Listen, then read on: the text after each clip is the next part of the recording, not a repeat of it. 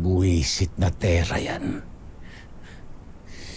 Ang tagal kong pinahanap yung sangreng yan. Pero si Tera lang pala. Si Tera lang pala.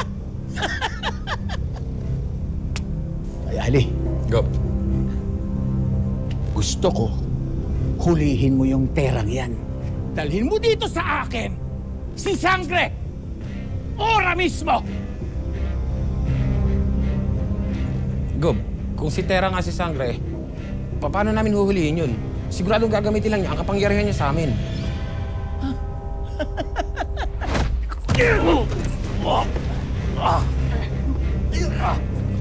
Gamitin mo nga yung utak mo.